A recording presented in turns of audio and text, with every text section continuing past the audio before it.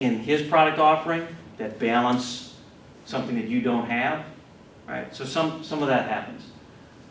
14%, it's price. Here you go. 68% leave because of perceived indifference What does that mean? on our part. Well, all right, what does that mean? Perceived indifference. It could be You purposeful didn't indifference. care right? about them enough. They Right. had the impression that they weren't important enough to you. Right. It's amazing the kinds of things that can go on a daily basis. I mean, one of the craziest stories I could tell you very quickly is a senior that comes over from the senior towers. Lovely, lovely woman, great Georgian accent. You just want to be around her every time she comes in. She has a million questions. You answer them. She's happy. She buys. She's great. One day when she left, she heard me answering a question to another customer just as she was leaving, or she thought she heard me, and I was referring to fatty acids, essential fatty acids. Her senior hearing thought that I was saying that she had a fat ass as she was leaving my store. I am not even kidding you. And I don't even know how this happened, but I ran into her, like I think it was the next day or something. She was over at Petronics, and I saw her down the sidewalk, and she acted so differently to me, and I just couldn't understand what it was. And I said, Dorothy, I said, what? Are you okay? Are you feeling okay today?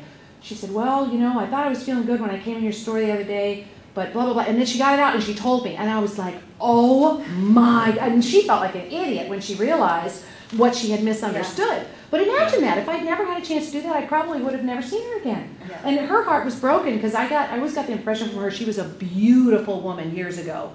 And now some of her teeth have lost, she's older, you know, the whole thing. And for somebody to think that about her would be just devastating. Right. How crazy is that? You know, just a total little tiny misunderstanding. Thank God I was able to fix it.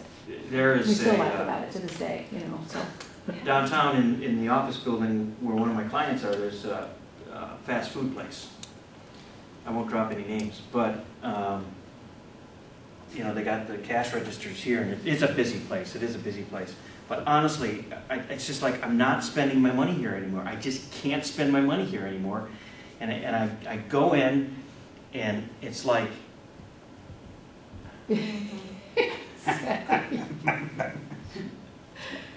My turn? Order takers. Order. Right. Yeah, what would you like? Just would like, you know, number 5. Okay? And the slowest change makers, I just sort of like ever, like, and it's, everything is just so slow, and I go, I want to give you some money. Yeah. I want to give you some money. So this is not unreasonable. No. It's not unreasonable. Gets back to experience. So, if 70% of my target market, right, was set back because of a few of those top 10 customer service commandments, it's not unreasonable to believe that once someone becomes a client, 68% will leave because of perceived indifference. Right? So now I go out there, I get the 30% of the target market that's not offended by my poor execution of the top 10. I bring them in, and then 68% of them leave because I'm not very good at sustaining the relationship. Oh, geez. I better go out and get some more leads. Customer service has to be proactive. It's all about anticipating. Why did this back up? It's about being innovative. We're going to show you that idea generator here in a little bit. It's called the consumption chain. We'll move through that. Good discussion. We're going to go over a little bit. Keep innovating. Customers will always expect you to get better. To get better.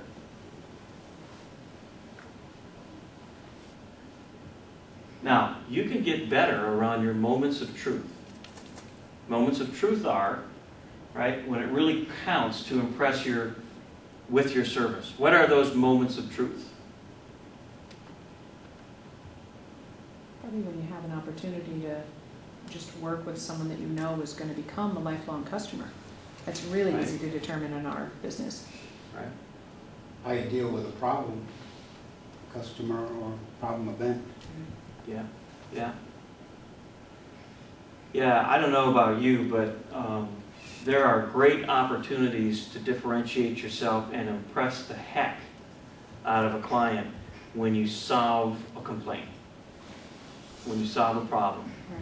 when you say, you know, you're right. Communications is what you get. Right? I apparently didn't do a good job setting expectations, understanding yours. So how about if you don't have to start over, but how about if we take another shot at this, right? It'll be my expense. I'm going to make it right. So I had an IT guy come into my office and do some things. Frankly, at the end of the day, I didn't think it was his fault. I thought it was a telecommunication company's fault. And he spent a lot of time, and it was going to cost me a lot of money to fix it.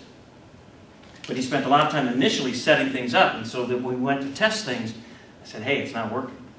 And so he went back and he looked at some of the infrastructure that had been put in there by the telecommunications provider, and it was inadequate.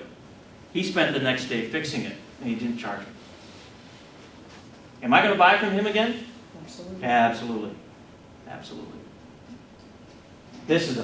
Now you don't want to go out and start creating situations where there's going to be complaining. Don't go there. But it does happen. And when it happens, right, do a great job solving it and take it on yourself.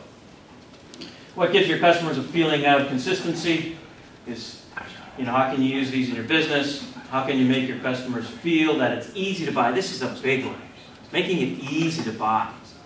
Now, electronics, credit card processing, all of that, that's making it easier to buy. But there are some businesses that still just make it too difficult. Now, we're going to show you the consumption chain in a second. And that's going to show you some ideas. People will pay for service, but they will come back for the experience. They'll come back for the experience. There's so much profitability in that second transaction. So much profitability in moving that prospect or that suspect up the ladder of loyalty that you got to focus on this. Okay, so let's get started. We're going to create some raving fans, differentiate the experience. So how do we do that? We understand the consumption chain, or you can think of it as AKA the experience chain. It's to identify every point of contact that a prospect or a suspect, bottom rung, all the way up to raving fans, will have with you. And inside of that, measure the customer's entire experience with your product or service at every step. So here's some placeholders for understanding the various points of interaction that are chosen by the client and hopefully put in place by you so that they can experience you many, many, many, many, many times. More touch points than fewer are better. And you get to create them. So awareness of need in the consumption chain is simply, when is your prospect first aware that they need you? When is your prospect first aware that they need you? So we're working with a physical therapist company, and we've given them an opportunity